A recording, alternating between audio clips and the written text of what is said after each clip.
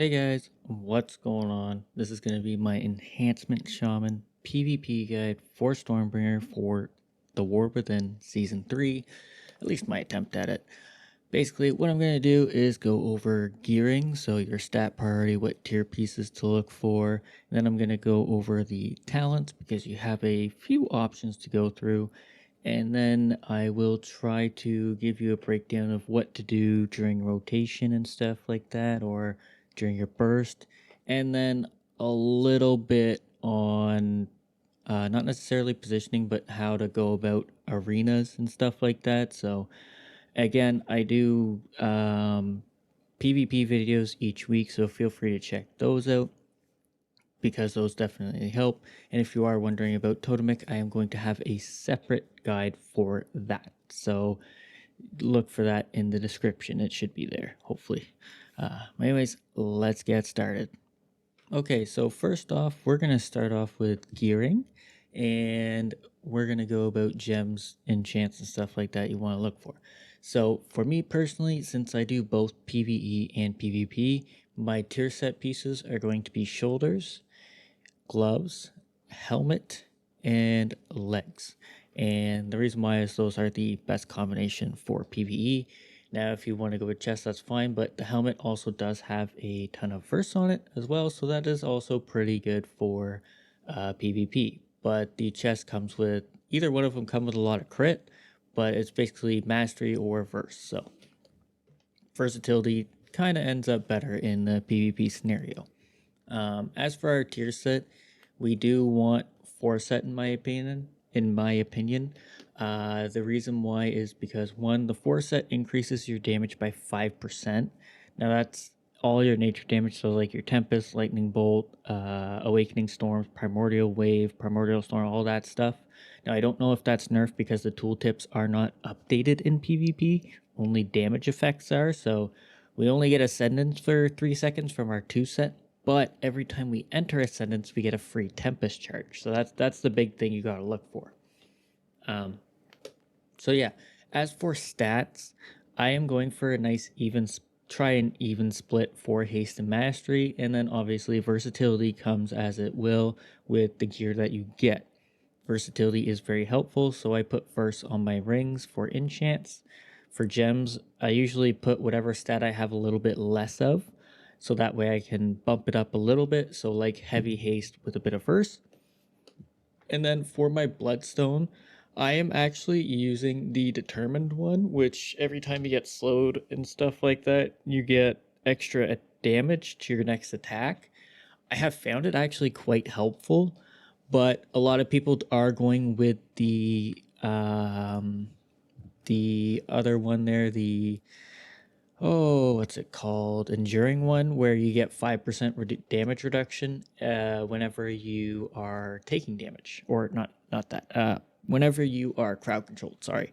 So it is very helpful, especially in a heavy CC situation. So against like Rogue Mage or something, or like TSG where you're fighting like a Frost DK, something like that. But I have found that the determined one seems to give me the most value, and slightly different from everybody else.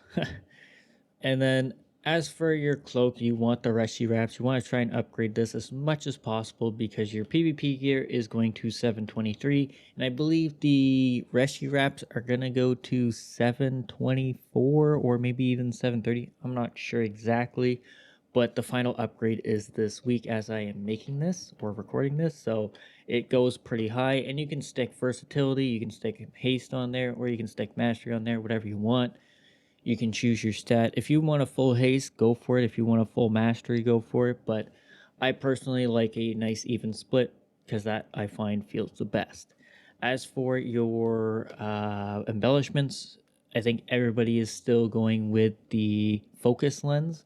Basically, what that does is it deals a little bit of extra damage based on what gem you have, and it does not work with your bloodstone gem, so make sure you have a regular gem inside. So you need at least 2 sockets, so feel free to spend that honor on that stuff because it's definitely going to be needed. But now let's get on to our talents because I think that is it for gearing purposes. So looking at talents, we have a few different versions we can run with. This is the current version I am running with, which was sent to me by a viewer and a friend. He has kind of like a lava lash mix with primordial wave and ascendance. It's more designed to have a huge amount of damage outside of ascendance, not just focused around ascendance, and then your ascendance is still absolutely terrifying. Now, you can choose other builds such as the typical Stormbringer build where you have Ice Strike and Hailstorm and Feral Spirits. You can also opt out of Feral Spirits if you want, just taking away Legacy of the Frost Switch and going for Primordial Storm. I think this will still be very much valuable, and then you can keep your Totem of Wrath, giving you a little bit more damage outside of your Ascendance, where Feral Spirits kind of gives you a bit of damage inside and a bit more maelstrom generation, allowing you to lightning bolt and stuff from far away. So you can interchange that however you want. And then if you are fighting, let's say like a lot of casters, definitely opt into Seasoned Winds. Very, very helpful. It's just a nice little damage reduction for whenever you interrupt somebody.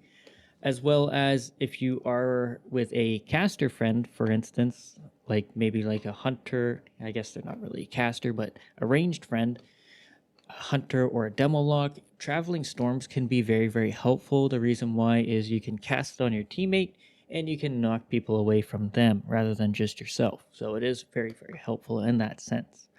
Other than that, I don't usually run Earth Elemental. He is very helpful, giving you a little bit more defense. I just always forget to press him, so feel free to take that. As for encasing cold, it is very helpful, but if you have Ice Strike, it's not quite worth taking because Ice Strike does that slow on its own. And speaking of Ice Strike, you can opt into the proc Ice Strike, and it does become ranged.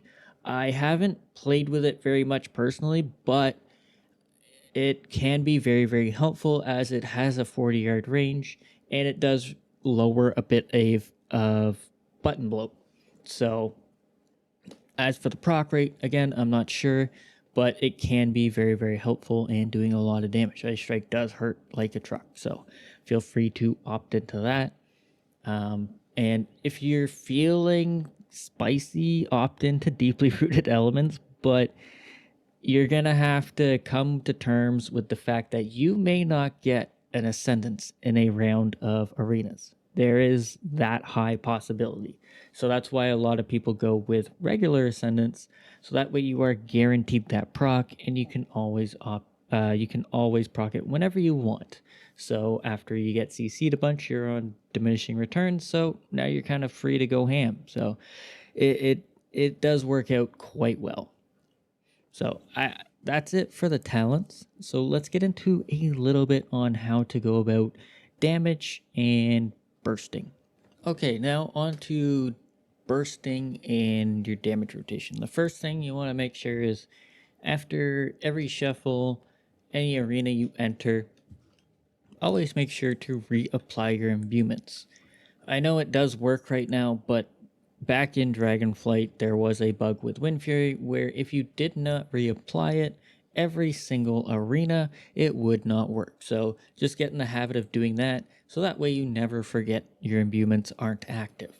Because if they aren't active, you're definitely going to be doing a very small amount of damage. The next stuff is going to be Lightning Shield and Earth Shield. Always try to keep those up. Same with Sky Fury. Just basic buffs, right? So let's get into this. So the first build I'm going to show is going to be the basic Stormbringer build, which is a very simple one to follow and use. So you want to run Shamanism with this one because you don't have access to Primordial Wave, so you can't make use of Totem of Wrath. Now, depending on the fight, if you're fighting double melee, I typically opt into Counter-Strike. And if I'm fighting double ranged, I'll typically take grounding and even sometimes static field at the same time, dodging burrow, because I have found burrow very helpful, but at the same time, if I don't use it, I definitely feel really bad because it's a wasted talent. So static field does come in handy when fighting those very mobile classes such as mages and hunters. So, but that comes down to experience of when to choose that and when not to. So let's get into our rotation. or burst, I guess. So the first thing is the arena starts. You want to try and farm up for your Tempest. So you want to build a Tempest. You don't want to go ham right away. You want to kind of see what's everybody doing, and if they start blasting you, then you're definitely going to want to use your defensives, right? But at the start, you're most likely going to get hit with some storm bolts or anything that gets stunned, any CCs, and that'll put you on diminishing returns, meaning it's harder to CC you. So now that we have a Tempest, we want to start blasting. So we're going to Feral Spirits, we're going to Bloodlust, and then we're going to Doom Winds, and we're going to Ascend, and then we're just going to hold down Wind Strike as much as possible, doing as much damage as possible.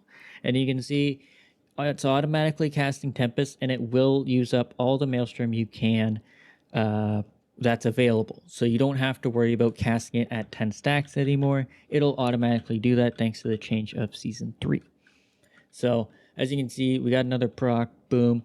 But this one is, for some reason, PvE version, even though I'm in war mode. That's a little weird. But it does do a significant amount of damage. And that's how you want to do it. And then outside of Ascendance, you're basically just using Ice Strike on cooldown to keep them slowed. Follow up with some Hailstorm because that's going to hit like a truck. And then just spamming Storm Strike outside of that. You want to try and keep them slowed as much as possible. So Ice Strike on cooldown, Hailstorm halfway through while the Ice Strike buff is just fading off. And then as soon as you can, Frost Shock again, because you do want to keep them slowed. You don't have much.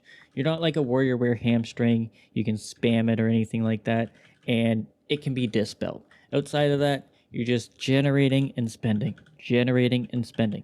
And then when Ascendance comes back up, you want to try and line up another Tempest for when you want to open.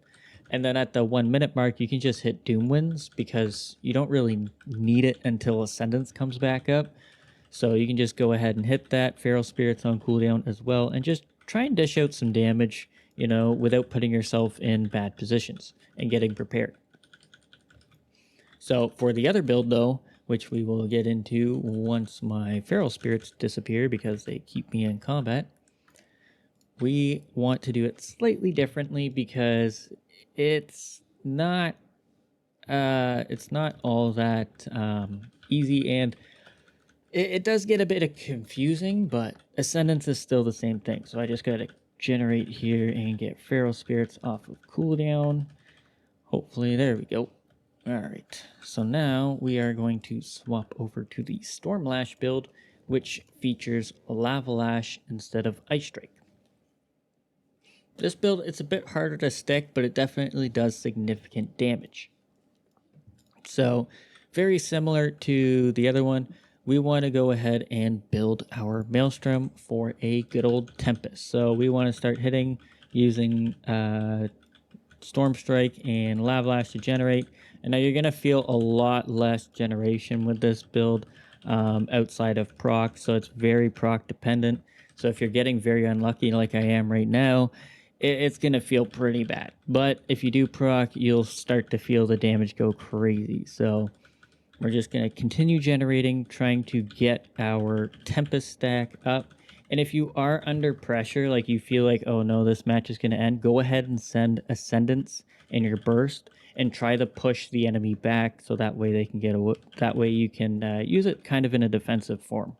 So now we got our burst ready, we got our Tempest, so we're going to go ahead and Primordial Wave, Doom Winds, Ascendance, and then we're going to do the same thing. We're just going to hammer out those Wind Strikes as much as possible because that's where all of our damage is going to be. And there was one thing I forgot, and you probably already noticed it, is I didn't have our Totem of Wrath, which is a big part of this build. So you don't want to use Shamanism, you want to use Totem of Wrath because you're making use of Primordial Wave. And now with this build, you probably notice I get Hot Hands procs. During those, you definitely want to smash Hot Hands over Storm Strike, but that's only outside of Ascendance. During Ascendance, you want to be using as much Wind Strike as possible, and that was a really weird lag. So you can see I have Hot Hands, but I want to hit this Wind Strike. And I think the servers are dying. I don't know. It's fresh after reset, so it's very possible. But you can just see we get a proc, and Lava Lash is hitting for about 1 million and stuff like that, so it really does hit quite hard. But yeah, that's kind of the gist of your damage, is getting that Tempest and sending the Ascendants, because it's going to do a whole lot of damage. Outside of that, it's just generate and spend, and try and stick to your enemy as much as you can. It's not going to be easy because you are an Enhanced Shaman versus highly mobile classes. But now let's move on to a little bit of how to go about an arena. Okay, so for these arenas, I am in a solo shuffle, and we are playing with a Boomkin, a Hunter, and an Unholy DK. So for these 2 rounds, I just kind of want to show how I use my utility and bursted and stuff like that. So it's not always going to end up like this, but it's just one way to use your utility in a way that works as a shaman.